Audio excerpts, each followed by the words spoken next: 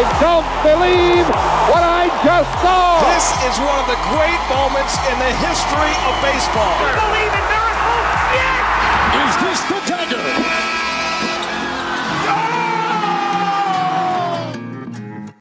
August 28th. Coming up for your late summer pleasure, the Hawk signs with the Sox. A legendary mustache hangs up his skates. Althea Gibson makes history at the U.S. Open. Trent Green gets the Drew Bledsoe treatment. Monica Seles shows the world what tough really is. Another famous mustache passes a few legends. A 15-year-old becomes Australia's greatest Olympian. And an unbelievable story involving two tennis pros who both survived the Titanic. Come on. All this and even more. How's it possible? On this episode. Don't interrupt the intro. God, I'm so excited. There were some pauses. What show is this? Oh, you get that guy now. Oh no. It was such a great. I knew it was going to be sad. And also, go fuck yourself.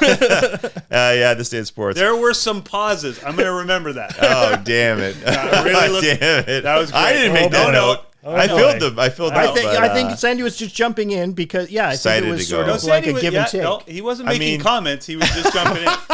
Yeah. You know what? The thing is, we're getting real excited here because Frank still has a fresh haircut from Cabin, Barber, and Gentleman Supply, which we are currently recording in right now. Frank, how's that haircut 1 week later? It's hanging in there perfectly. Yeah, he got his cut last Monday, and here we are rocking again, August 28th, and his cut is so fresh. It's tight. I believe Lisa cut your hair last week. Fantastic. Well, we're proud to have Cabin, Barber, and Gentleman Supply on board as our sponsor. Of course, they're fantastic. Incredible barbershop, incredible place to get anything you want. Just all sorts of doodads, knickknacks, bim bams, bam bam, wow wows, anything you need to be have fun in this world. You know, we talked a lot about mustaches in that opening. You can get a lot done for your mustache here, can you not? Oh my goodness, you can do all the facial hair you want. Your beard, the hair obviously looks. Did you do any bearding today? No, you cut last week? Just the beard? I can't grow a beard. You can't grow a beard. Okay. Well, fair enough. Cabin can't help you with that. But if you could grow it, they can cut it. You see the owner of this place. This guy has a Papa Smurf beard. This guy's Louis. Yeah. He's got a giant beard, but he was generous enough to give us a sweater. Last week you wore the sweater, of course. Mike refuses to put a sweater on. That's right. It's still summer. It's August. Thank you very much. That's enough about Cabin. But I do think you coined their new slogan. What is it? If you can grow it, they can cut it. If you can grow it, they can cut it. Frank, TM that. If they can grow it, they can cut it. I think it's a great idea. Louis, if you're listening, if you can grow it, they can cut it. We have 3 locations, including the Port Credit location we're at right now. Get a shave, get a cut, get a ton of compliments when you roll out of here with a Cabin Fresh look, just like Frank Russo over there, who is still looking for a nickname. For more, check out cabinforlife.ca. I gave you a pause, Mike. I thought, no. I know, but see, I didn't say anything. Because you're a nice guy? That's the difference. Oh, you're the nice guy now. Because we're on a team. Okay, we're on a team here. Yeah. You know who should kick off this thing? Matt. You dare not pause. Oh, my gosh. Okay, this is August 28th, and we're going back to 1950, where 23-year-old Althea Gibson broke the color barrier at the U.S. Open, becoming the first black player in the tournament's history. At Forest Hills, New York, Gibson defeated British player Barbara Knapp 6-2, 6-2. 7 years later, she became the first black player to win the tournament and won it again in 1958. Absolute legend. Mike, what you got? 2004, a tough day for famous American male Olympic teams as the U.S. men's basketball team only wins the bronze medal at the Athens Olympic. Despite NBA stars like Allen Iverson, Tim Duncan, Carmelo Anthony, LeBron James, and Dwayne Wade, the team went just 5-3 in the tournament, losing one more game than they'd lost in all other Olympic games combined. They defeated Lithuania in the bronze medal game. Argentina won the gold medal by defeating Italy in the final. On the same day, the heavily favored U.S. men's 4x100-meter relay team, featuring Carl Lewis, Leroy Burrell, Dennis Mitchell, were upset by Great Britain in the finals. The generally unknown British foursome beat them by 0.1 seconds to win the gold medal. The good news for the Americans is that the women's basketball team showed up that day, beating Australia 74-63 to win the gold medal and finishing the Olympics with an undefeated record. Mike, in your opinion, what happened with that basketball team? I don't know. I don't. Yeah. It's hard. It's impossible to know. But it's hard to imagine with all those players them losing one game, much less 3. Yes. Like Italy won the silver. It was real bad. It was real bad. That's Yeah. shocking. Yeah. Well, I'll tell you what, in 1967, after he was released by the Kansas City A's, for all you young listeners out Punks. there, for criticizing owner Charlie Finley, 26-year-old outfielder Ken Hawk Harrelson signed with the Red Sox for a $75,000 bonus, ostensibly becoming the first free agent contract signing in MLB history. Hawk would help Boston reach the World Series that year and then finish third in AL MVP voting a year later. A huge part of that miraculous 67 team that came back from being real crap. Boston was real crap, friends. Early 60s, that was not a good Red Sox team, and that 67 team really kind of surprised everybody. Yes. And almost won the World Series. Won 7 games, I believe, right, against the Cardinals. Yep. That was him. That was his story, and that was 1967. Jumping ahead to 1972, it's when 15-year-old Australian swimmer Shane Gould set a world record in the women's 200-meter individual medley and won a gold medal in the final heat of the Munich Olympics.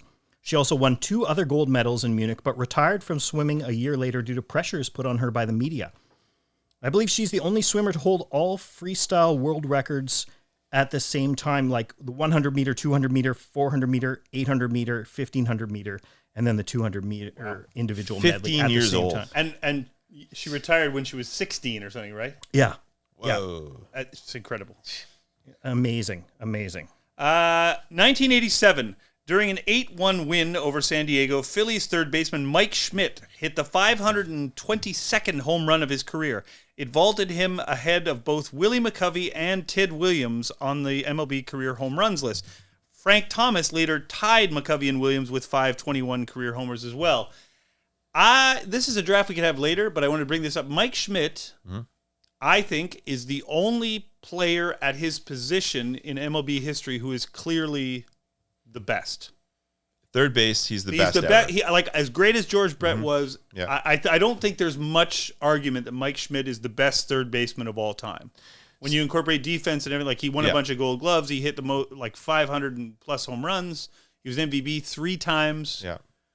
I don't know if there's another position where you could say that, where like it very clearly, He's got everything. Yeah. Yeah. There's not many positions in any of the team sports where you could clearly say Yeah. that guy's, the best Yeah. at his position all the time. But Mike Schmidt is one of those rare guys.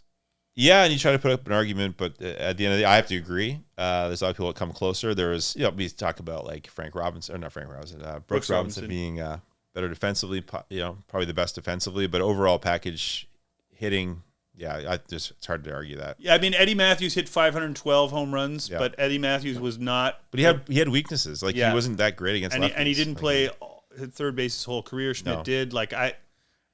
To me, he's the only guy in baseball that like at his position, he's the guy. Yeah.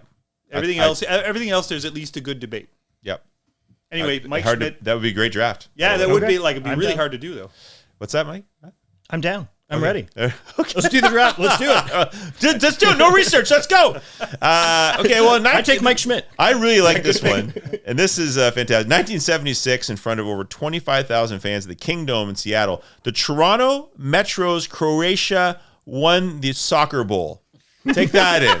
Just take it all in. Okay. Toronto Drink it Metro's in. Croatia won the Soccer Bowl, the championship of the North American Soccer League, by defeating the Minnesota Kicks 3-0. The Metros were 50% purchased by the Toronto Croatia, a soccer club in the city organized by former Croatian citizens, hence the weird name.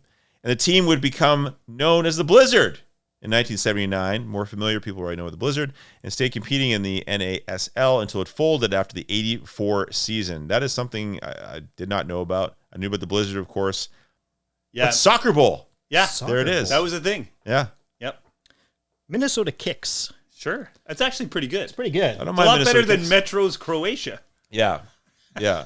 That's That's not a great name. no. That's not a winner. 1983.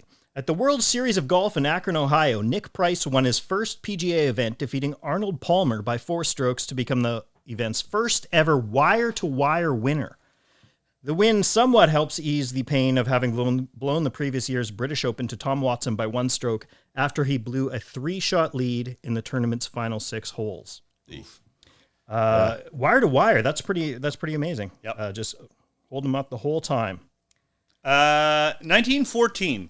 American Carl Baer and Switzerland's Dick Williams met in the men's quarterfinals of the U.S. Open held at Newport, Rhode Island. Williams won the match 6-1, 6-2, 7-5, and also went on to win that year's title. The match itself was unremarkable, aside from the fact that a few months earlier, both men had survived the sinking of the Titanic. During the shipwreck, Baer and his family survived on the same lifeboat as the unsinkable Molly Brown, while Williams had actually saved the life of a fellow passenger by breaking down a locked door to free them from their cabin. He and his father were traveling together, and both men stayed on deck nearly until the end before jumping into the water. His father was then killed by a giant funnel falling on him, but Williams survived when the funnel missed him by just a few feet. His legs were so severely frostbitten because he'd spent so many hours with his bottom half submerged in the freezing water that after he was rescued by the RMS Carpathia, the ship's doctor wanted to amputate his legs. He refused to have the amputation done and aggressively exercised his legs to increase blood flow and rescue them. It worked. And a few months later, he won the U.S. Open. Oh, my God. This has to be the craziest story I've ever heard. Williams later won the U.S. Open again in 1916, and he won a gold medal in mixed doubles at the 1924 Paris Olympics. Until a funnel fell on him. In Paris. Killing him right before the men's final. God, you can't write this stuff. Everything I said until the second funnel was true, though. That's an amazing story. That's incredible. I That can't is believe out I've of this never heard world. this, and- Yes, oh, I know. man. The reason we're doing August 28th is so I could tell Just that for story. this, yeah. And his nickname, of course, Frank, was? I don't remember. Big Sexy. I don't even know. All right. Fair enough. Way to wreck that story. Fair enough. That's okay. Hey, listen, in 1989, just 3 months after winning his first Stanley Cup with the Calgary Flames, NHL legend Lanny McDonald announced his retirement as a player. He finished his Hall of Fame career with exactly 500 goals. He still holds the Flames franchise record of 66 goals in a season. We got to get Lanny McDonald on the show. Yeah. Got to get Lanny. Lanny, if you're out there, I know you're probably watching, listening on all the different places you get your podcast. You're going to be on the show. I can feel it. Yeah. We're going to get Lanny down here. We'd love to We're have going him to call you a friend of the show, Lanny. You want to call Landy a friend of the show. Yeah. 1999. After a hit from Rodney Harrison, St. Louis Rams quarterback Trent Green, you remember this, suffered a gruesome knee injury during the preseason game versus San Diego. The injury, of course, opened the door for unknown backup quarterback Kurt Warner, Yeah. who rallied the Rams to win the Super Bowl just 5 months later, finishing with a 13-3 record after going 4-12 the year before. Warner was also named NFL MVP that season and went on to reach the Hall of Fame. Yeah. Incredible. He really did. It's an Arena Bowl guy. And Yeah. becomes a Can you imagine what the star odds like would have been to bet on that once Trent Green went down? Like that team was Yeah. 4-12 the year before. that? Yeah. Trent Green goes down. Yeah. This guy who no one's ever heard of comes in to be quarterback, and they win the Super Bowl. Yeah. It's extraordinary. He's one of those fantasy football guys that everybody talks about, too. And I picked up Kurt Warner, and away I went. Yeah, well, I remember because, I remember my buddy had Trent Green. He didn't like that. I had to. No, not at all. Not at all. 1992, at Toronto's Sky Dome, Milwaukee set an American League record by recording 31 hits in a 9-inning game, defeating the Blue Jays 22-2. The Brewers' 8 and 9 hitters, Kevin Seitzer and Scott Fletcher, each had 5 hits in the game. The Brewers' only home run in the game came from the bat of Paul Molitor. The losing pitcher was Jimmy Key, but he only allowed 3 earned runs. Doug Linton allowed 6 earned runs on 6 hits in 1/3 of an inning. Ouch. Mike Timlin allowed 4 earned runs on 5 hits. All 6 Jays pitchers who appeared in the game allowed at least 3 earned runs each. Wow. Painful. I do have a vague memory of like hearing that score and being like, what? What? Yeah. And that team won the World Series that year. Yeah, Like sure. that Jays team. Sure. That just tells you can have a bad game. An guys. off day. In 1995, we have to talk about this because having missed the previous 2 U.S. Opens after winning it in 1991 and 92, 24-year-old Monica Seles returned to the tournament by defeating Roxandra Dragomir. 6'3", 6'1". She had been stabbed in the back by a crazed fan 28 months earlier during a match in Hamburg, Germany, and stayed away from tennis for over 2 years while recovering psychologically. And I want to mention her because she won me a draft, basically. Yeah, that's true. Nate Cordry called that out and said, that has got to be, that story is so crazy. Overcoming an injury and coming back, one of the craziest stories, of course, of the things that you never think. And she came back and did that. And we have to just say that this is when she came back in 1995, August 28th, 1995, Celis returned to the court. Right. Unbelievable. Incredible. You know who could have won that draft would have been that Titanic story if we knew, because wasn't it? We could have put that on there. That's a comeback. That's a comeback for Absolutely. sure. Quick hits? Sure. Yeah. Quick hits! In 1918, Cleveland center fielder and future Hall of Famer Tris Speaker was suspended for the rest of the season after fighting with umpire Tom Connolly during a game the day before in Philadelphia. To punish him, Cleveland made him the team's player manager for the next season. See what happened there? Yeah. Yeah. Quick hit! 2009, Big Fan, a film starring Patton Oswalt as an obsessive New York Giants fan, was released in theaters in the U.S. It was written and directed by Robert D. Siegel, and it garnered generally quite positive reviews. It currently has an 86% rating on Rotten Tomatoes. Very nice. Quick hits! In 1996, 3 days after winning his third consecutive U.S. Amateur Open, Tiger Woods held a press conference to announce that he was beginning his professional golf career at the Greater Milwaukee Open starting the next day. What are you laughing about? Well, it was a kind of a quick hit. It slowed down a bit, but it was a quick hit. Because you overall. started laughing, I didn't know what was happening. There's a lot of pace comments from Kevin. Eh? Let's get some birthdays in here. All right, okay, let's do some birthdays. Was that fast enough?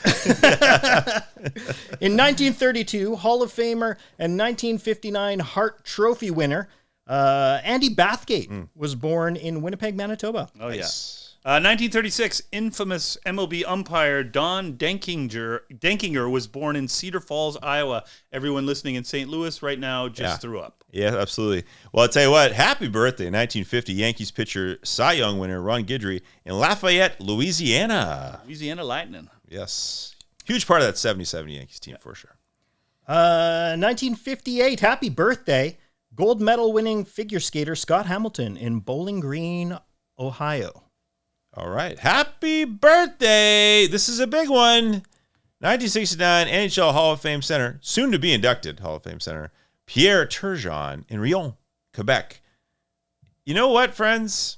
I have to say there's a couple of deaths here we should get in, but then we should circle back to our friend here, Pierre Turgeon, right, friends? He may figure later in the draft in this episode. Yes, In about 2 minutes yeah, or less. that's right. Yes. Okay. I wanted to mention this because very few people actually. You know what? Read the other death there, Sandy. While Sure. I set this up, will you please? In 2015, sadly, legendary NHL head coach Al Arbor at the age of 82, and we had Glenn Healy on the show, and it was his favorite coach. Mm-hmm. Yeah. Thank you. The other guy who passed away in 2017, four-time Pro Bowl defensive back Bobby Boyd died in Garland, Texas. Now, I'll be honest with you, I did not know who Bobby Boyd was, but his story is kind of incredible. Bobby Boyd was a five-time, went to the Pro Bowl twice, won an NFL championship playing with the Baltimore Colts in the 60s. He played his entire NFL career as a defensive back. In his rookie season, he led the NFL with 7 interceptions. He ended up with 57 interceptions over 9 seasons. Wow. He did not play cornerback until he entered the NFL. Wow. He played quarterback at Oklahoma and got drafted and then switched to playing corner as a rookie, played his entire career as a cornerback, and was like all pro almost every year that he played. And then that is unbelievable. And then that funnel fell on him during that game. No. And you paused too much when you said that. It was because he paused for a moment in the field. No. The funnel. Man. Bobby Boyd is not in the Hall of Fame, but I think he should be just because Based he on did that. that. Yeah, based on that. Now, Mike's taking some ripping. But Mike, you brought up that there's research you do on the show a weekend away. It's fantastic. And that Titanic thing is just going to live. Fantastic. Isn't that crazy? Yeah, Fantastic. absolutely it is. Well, let's circle back quickly because this is great. It's his birthday. 1969, Pierre Turgeon on August 28th was born. And we thought, let's get Pierre on the show. Let's get Pierre on the show, and let's make a tribute to Pierre Turgeon. Yeah.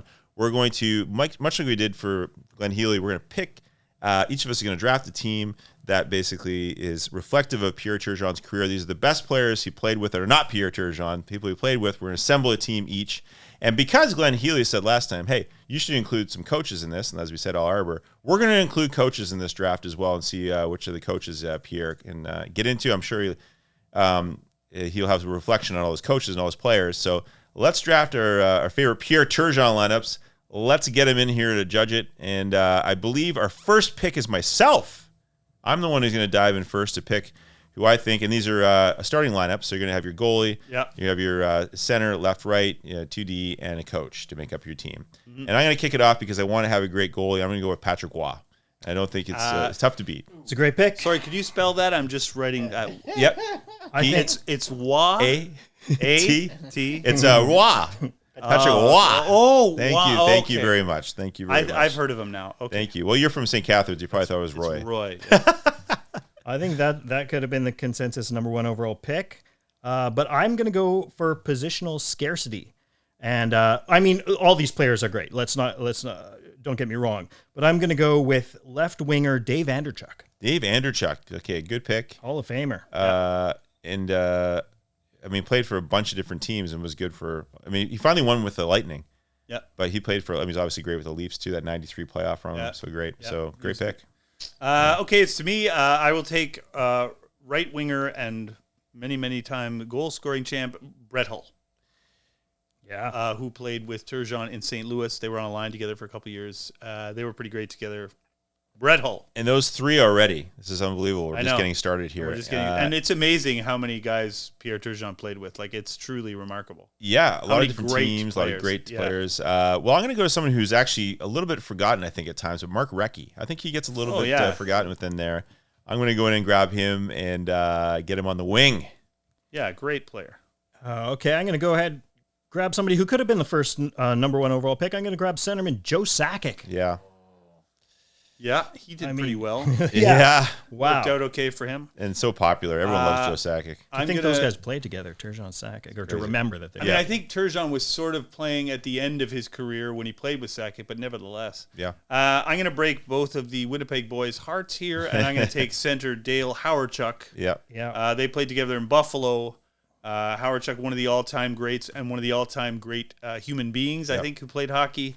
I just like having him on my team. You should. And I'm sure Pierre liked having him on his team, too. Dale Hawerchuk. Yeah. Rest in peace. Yeah. So there we have, so Ducky's gone. I'm going to circle back. This is crazy. We're in the third round. I'm taking Mike Modano. I feel like that's, again, it's kind of like we're saying is a center as well.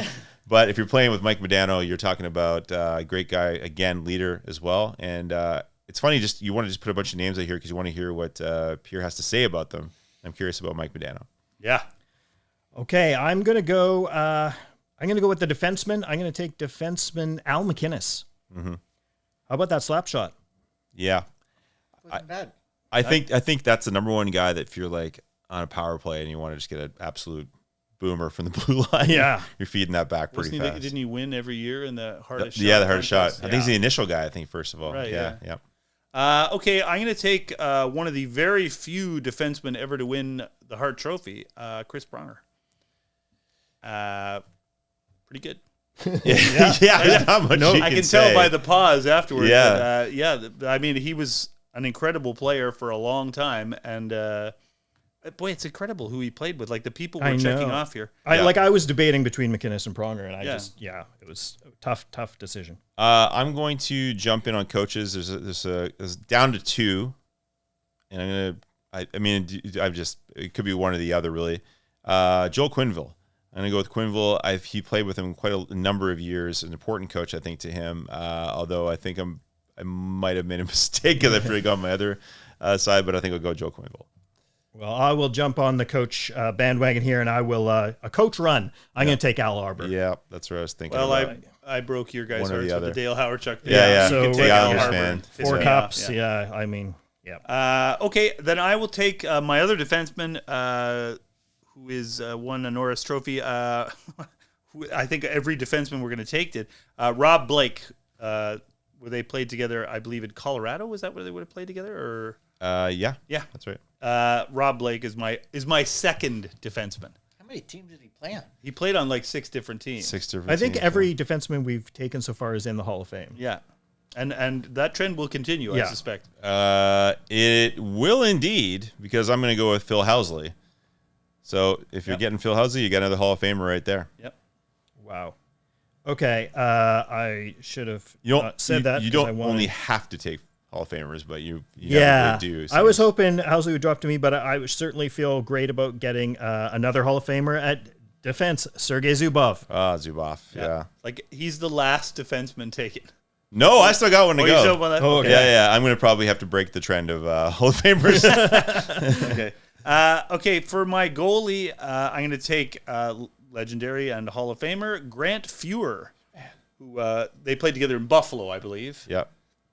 And obviously one of the all-time greats. Yeah. Won a few games now and then, and also seemed like a great guy. I'm a character team guy.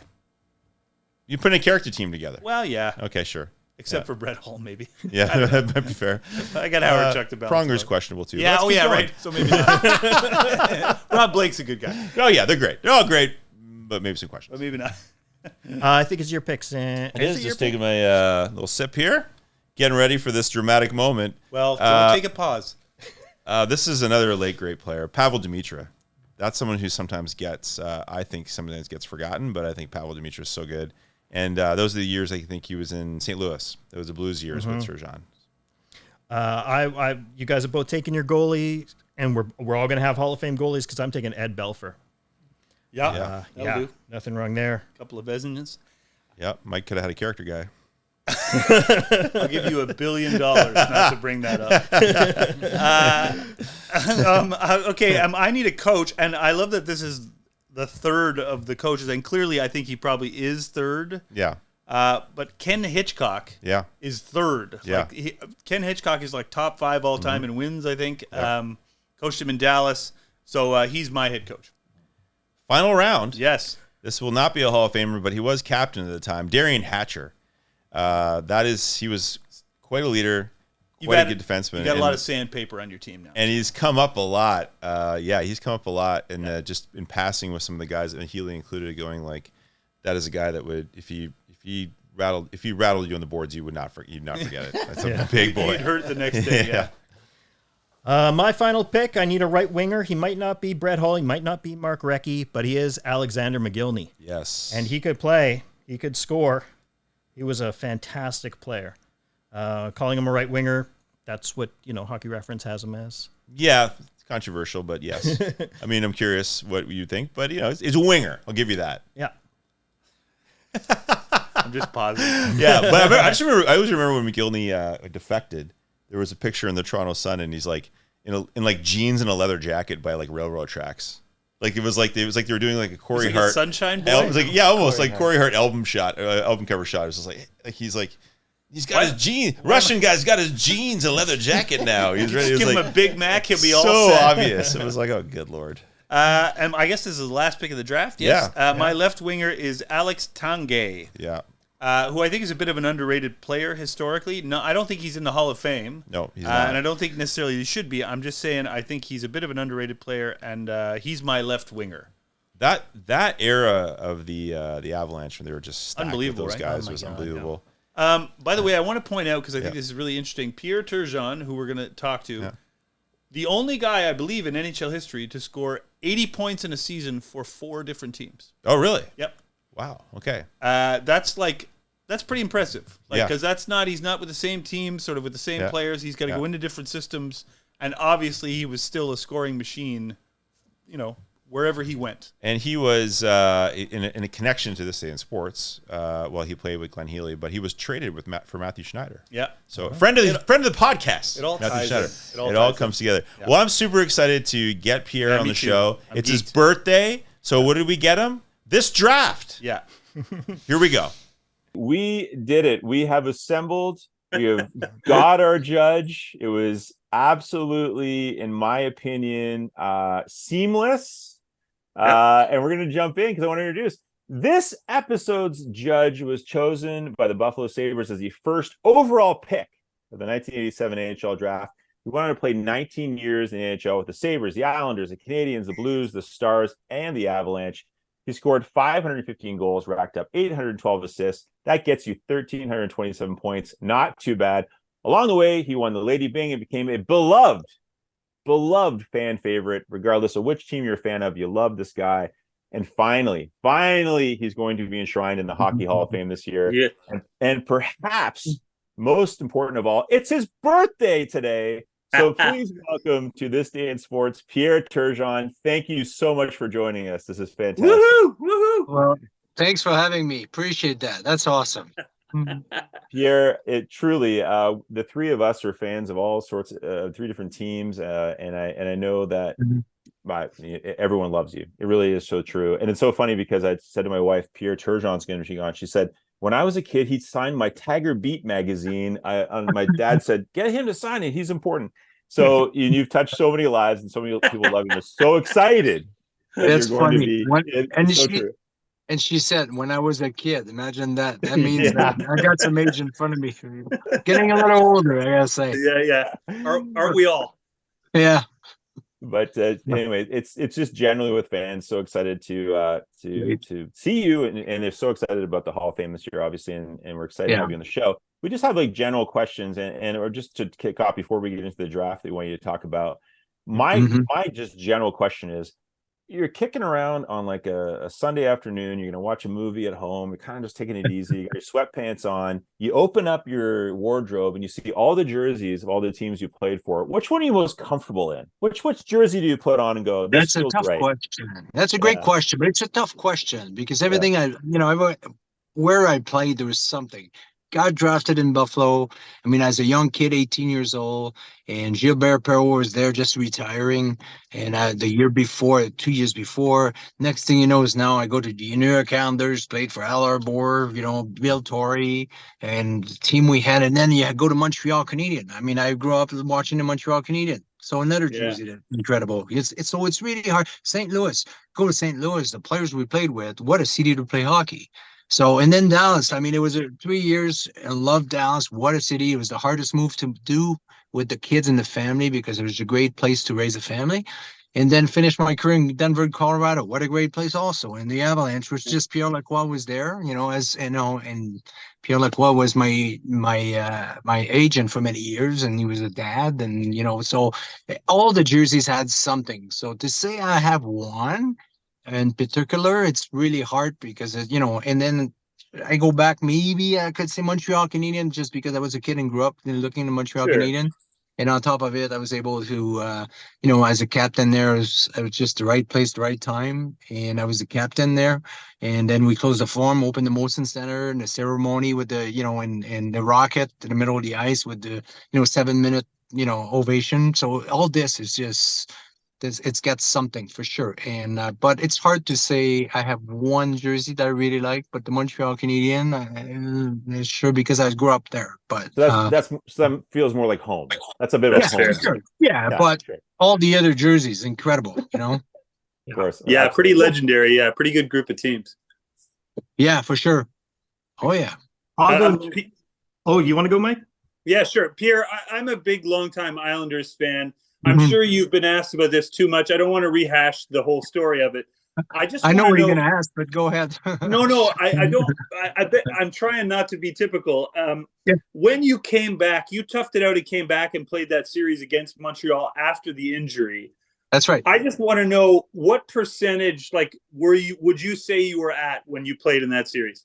I had one shoulder. One. Yeah. Like one and that. Like my other shoulder, I had no power, I couldn't push. But my adrenaline and my energy was just, through the roof, obviously. So, but it was hard for me, and people don't remember this, but on the 7-game, and again, that's the 7-game against Pittsburgh. We went in OT, and it was just a big upset, obviously, Lemieux and all. I mean, it's the Penguins. So, I mean, I remember it all. Yeah. Yeah. And the chance winning against that team was like, wow. So we dragged this all the way to Game 7, we went in OT, And I was actually on the bench, but I asked Al Arbor, I said, can I be on the bench even if I'm not gonna play? He goes, let me think about this. And he actually put me in the lineups, and I just didn't, yeah. But people like right before we scored, okay, he comes to me and he goes, are you ready? Oh, So yeah, are you ready? So I had one wow. shoulder, and I said yes, because my energy, my draw, and the level of the game was just dropping down after a couple overtime. You could tell the energy level wasn't the same. I had full of energy, like I wanted to go back, even with one shoulder. And Wow. it did turn out that it was a 2-on-1, and Ray Ferraro came on the left side, passed it to David Volek for one timer, and Tom Yeah. Barraski was in net, and that's how we won. So, and then we went against Montreal, and then I missed the first game Yeah. actually. So I actually made the last game of the Penguins, but I missed the first game against Montreal, which was I couldn't do Yeah, it. you weren't But I yourself. no, It it was was really heartbreaking hard for for me. fans. Yeah. Oh, it was For it was you tough. too, I'm For sure. sure. Yeah. Okay, thanks. No, you're welcome.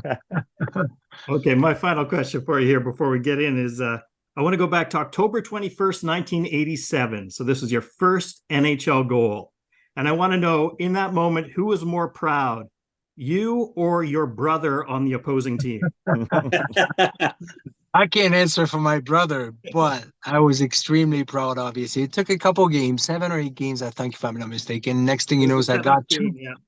Yeah, I got two goals. I think if I'm not mistaken, it was Mike Liut in the net, and I think Dave Anuchuk and Phil Housley were on the ice. I think that was the assist. But yeah, and it's just I obviously I was proud of that. It was against my brother, so I was like, okay, this is cool. What a great thing to do, and it was really meaningful just because it was against my brother too. So I love that.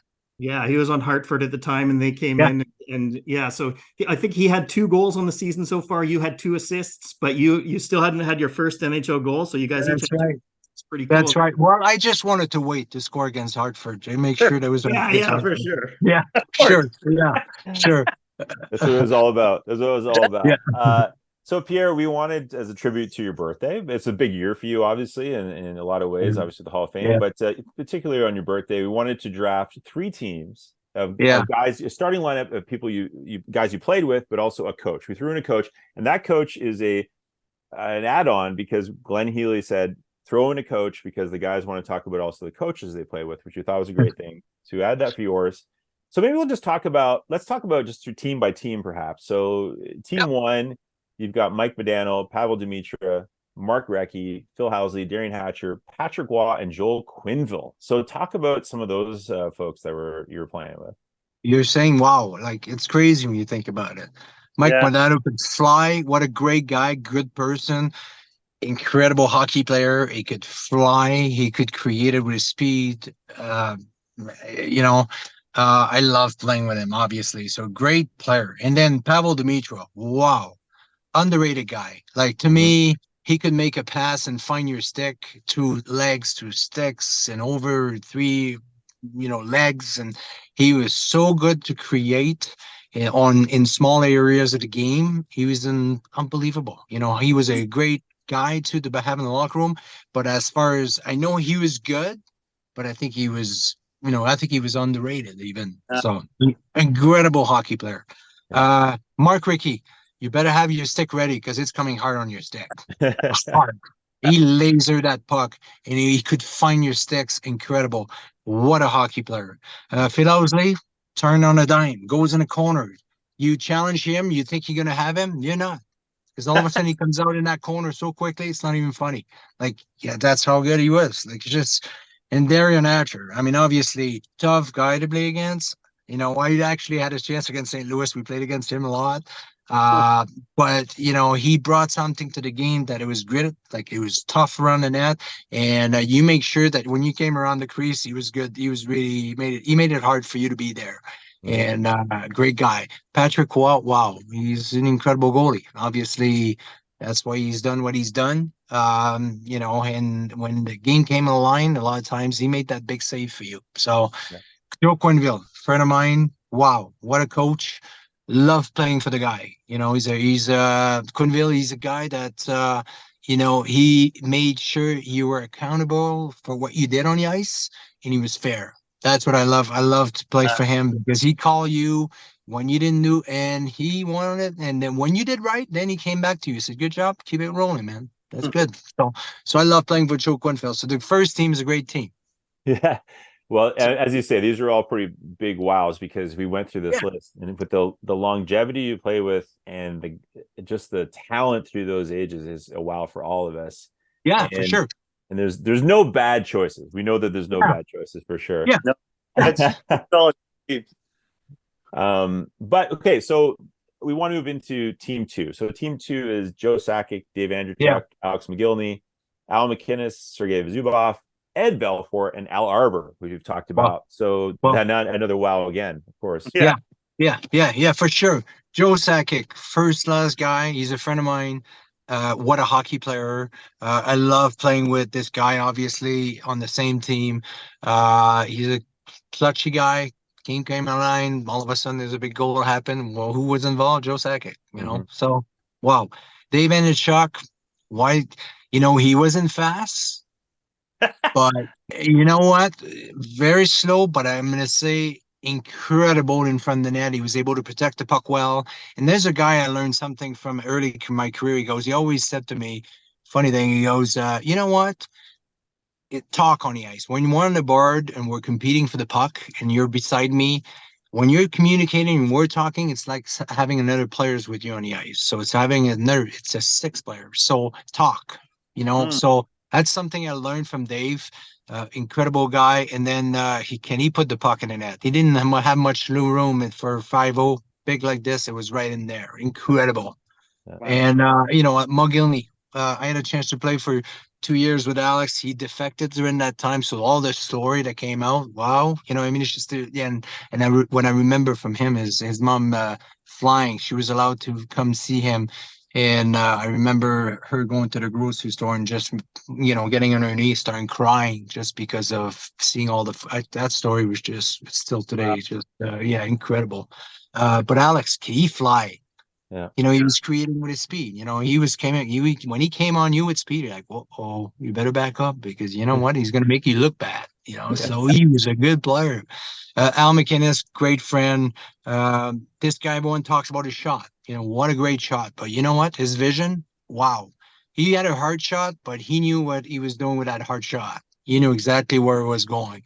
And I always remember, and he communicated a lot on the ice, and I loved playing with him. And there's a guy on the power play that, he always told me, go around the net, stay, go far from the post, and all of a sudden go for the tip. And he always, could find that stick, even with that slap shot everyone talks about. But great guy also. So Zubov, there's another guy like, you could talk like Phil Owsley. You go in the corner, you think you're going to have finish your hit on him. You can't.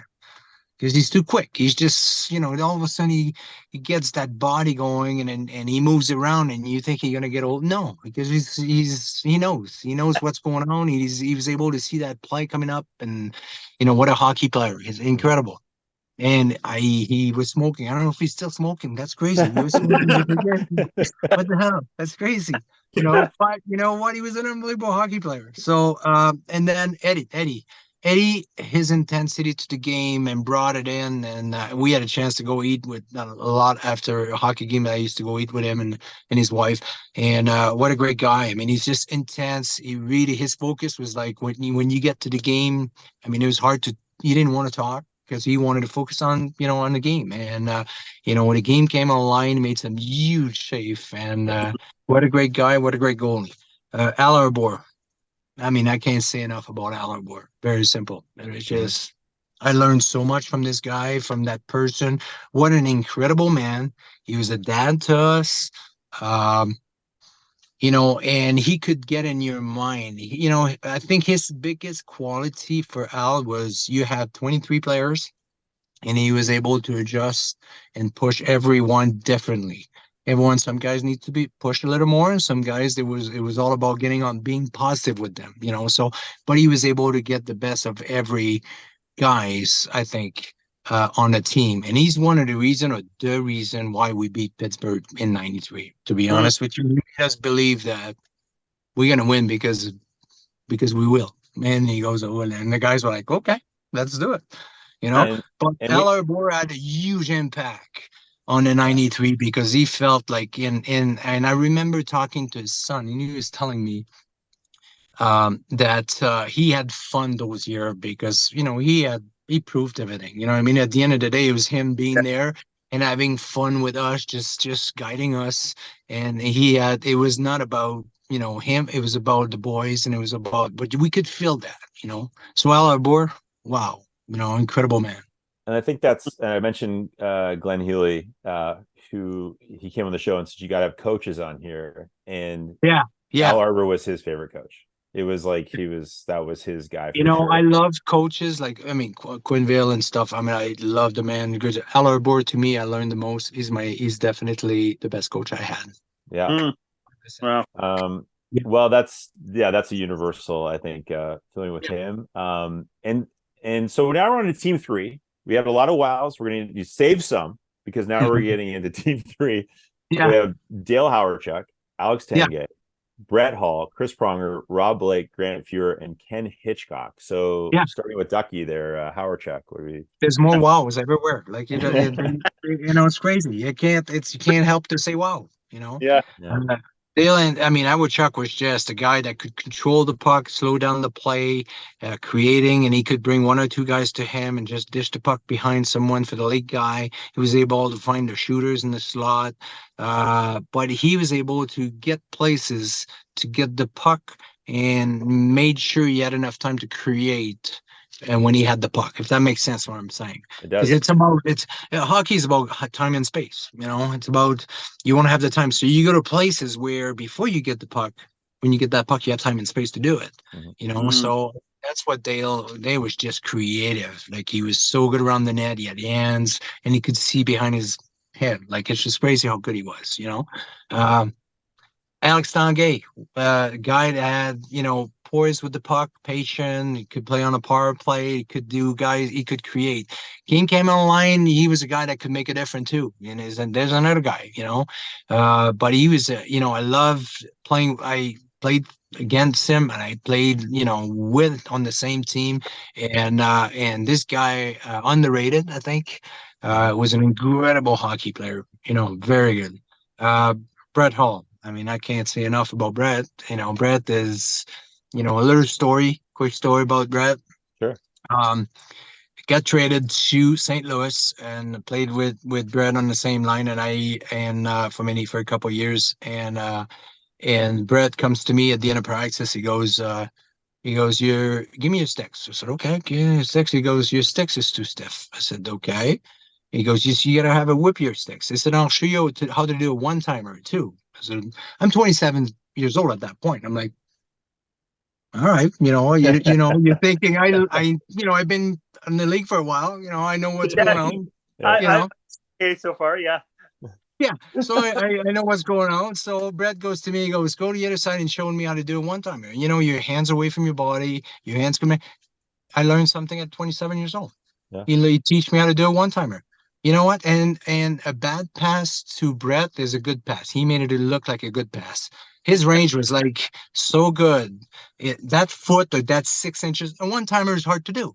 But the way he did it, even if it's a head, like, 6 inch or a foot in the back or front, he was able to get it because of his hand movement forward. And he always said to us, or to me, he goes, let the stick do the work. You don't have to kill it. The stick's going to do the work for you. Wow. I learned something right there. What a hockey player. And he could pass the puck as well as he could shoot the puck. I'll tell you that right now. Unbelievable. So I love playing with Brett. Love it. Chris Pronger. I love Chris. Chris, what a hockey player. Tough guys to play against, obviously. Tall, good stick. He could do it all. He's a guy that could be tough. There's a guy that could be, you go around him, you think you're around him, you might not be around him just because the sticks might be coming over your shoulder somehow, but I gotta say, he was hard, even pucks over his sticks or something. He was able to get it in the air, put it down, and he had a great stick.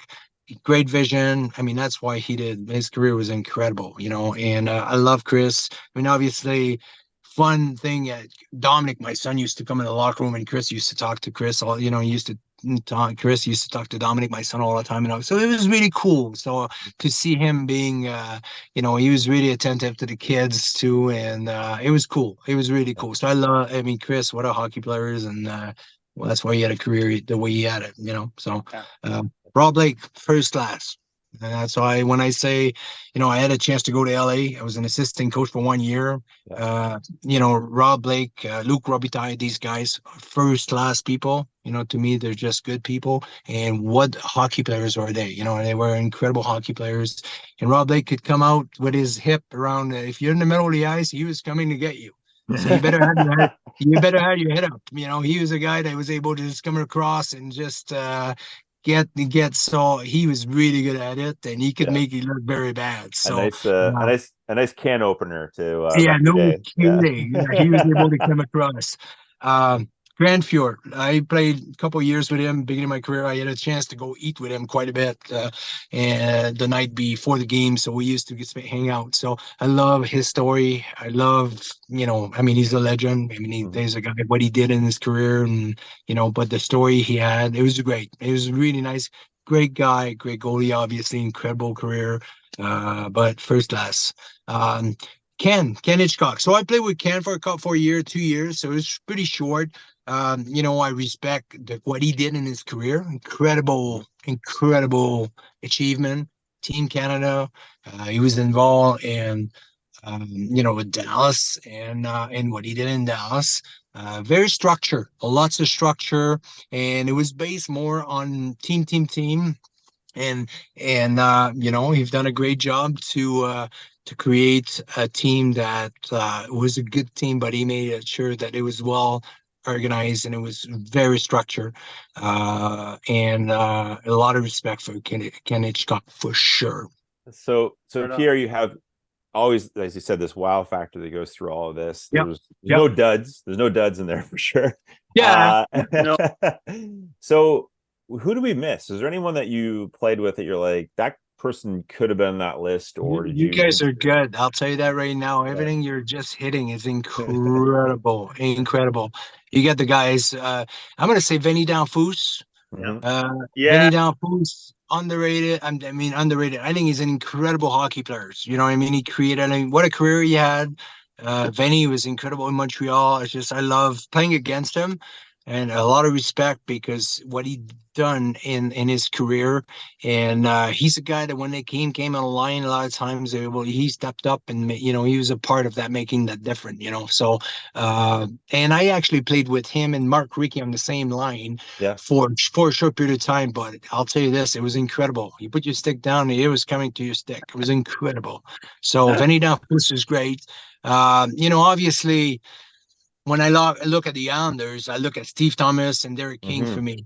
And these guys, sure, they're not, but when I played with these guys, wow, was that magical. Like, it was incredible how good they created. Steve was just a great skater. He always said, I don't want the puck, but I want the puck around the net. Listen, I'm okay with this. Give me the puck. I want it. So yeah. So, behind the net, he put it behind the net, and then he just opened up for one timer. And same thing with Derek King. These guys were able to, and they were able to find the net.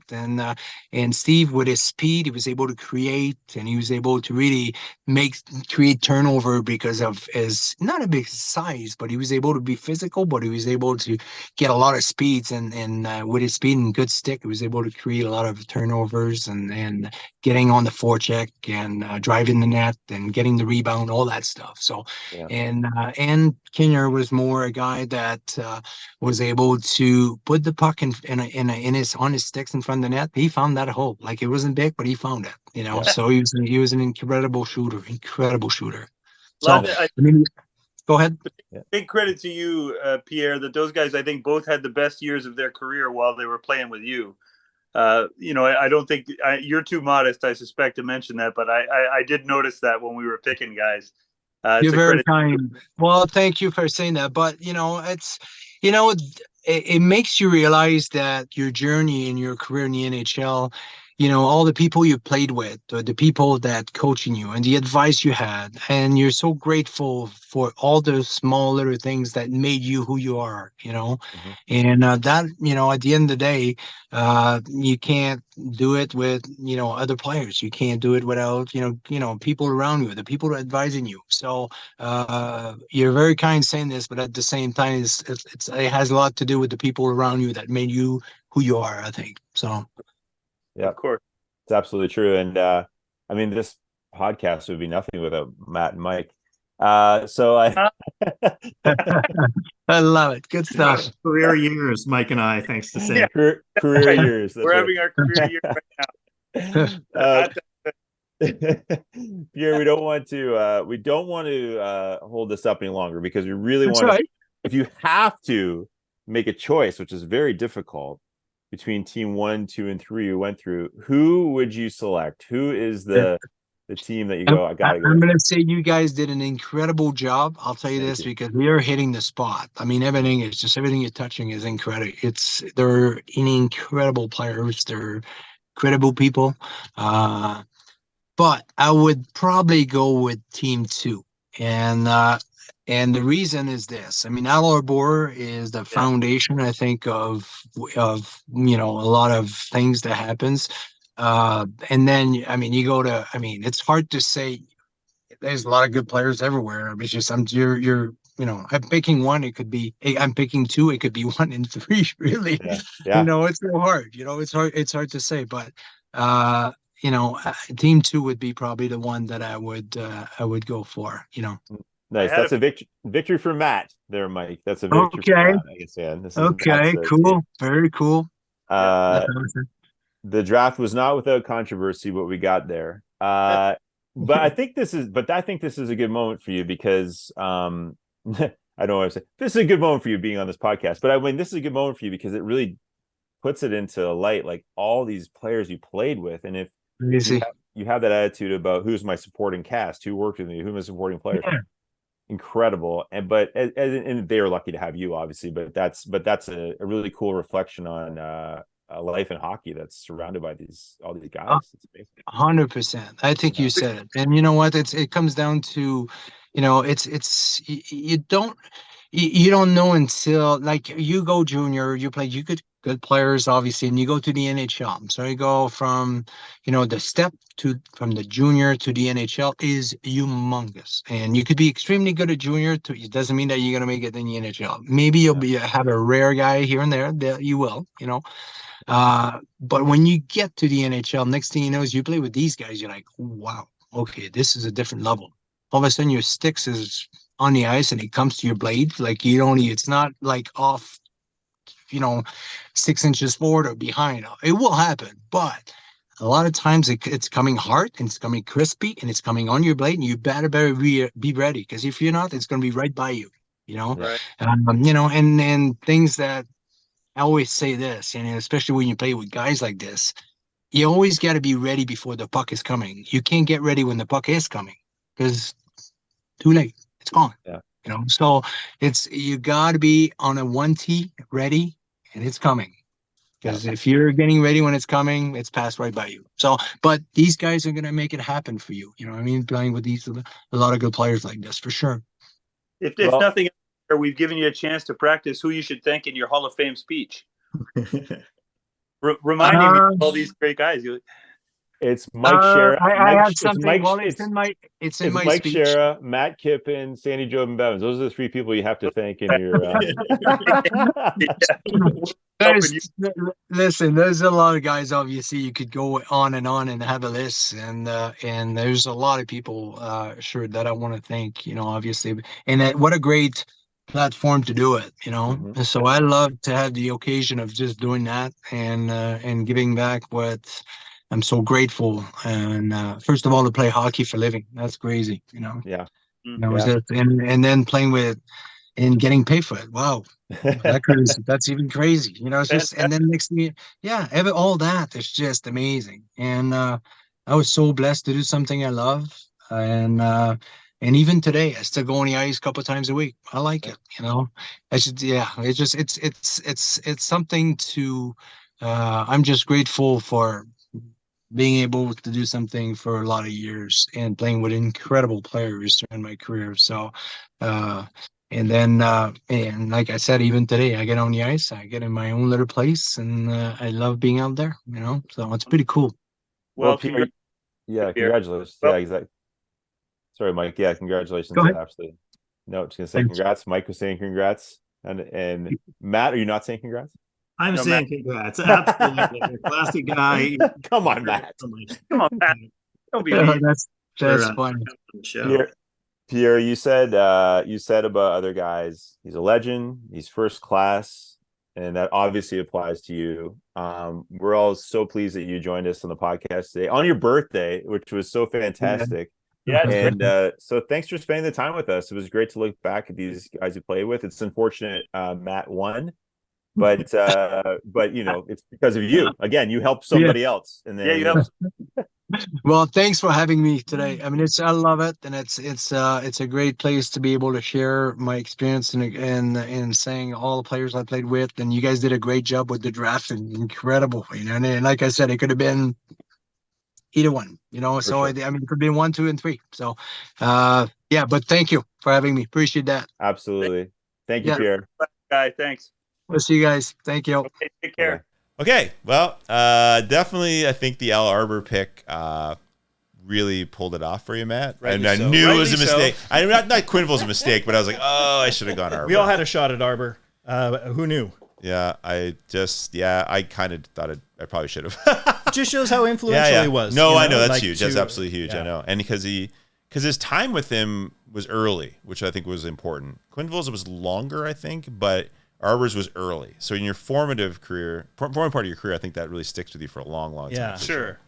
That's really But important. just great to hear him talk about all these great yeah, players and- and just And what a father figure Arbor was to Yeah. him, and it's so cool. I Pierre was so great. He was He's so so positive generous. about everybody, so generous. And I love that he was just in his car with his golf clubs behind him. He made the time at his birthday dinner to come out and talk to us. he gets brownie points for that. We love him. He's now a friend of the show. He was all class. So great. Happy birthday. Happy Pierre birthday, happy Turgeon. birthday, Pierre Turgeon. Absolutely. Sorry well- about all the pauses. Oh no, we're We'll still edit back to those out. that. Still back to that. Well, it's been a fantastic show. Pierre was a huge part of it, obviously. Yes. Really fun today, of course, on this day in sports. Thanks for listening. Thanks for watching. I'm Sandy Jobin Bevins. I'm Matt Kippen. I'm Mike Shera. And there it is. I'll see you, and you'll hear us I had to. again real soon.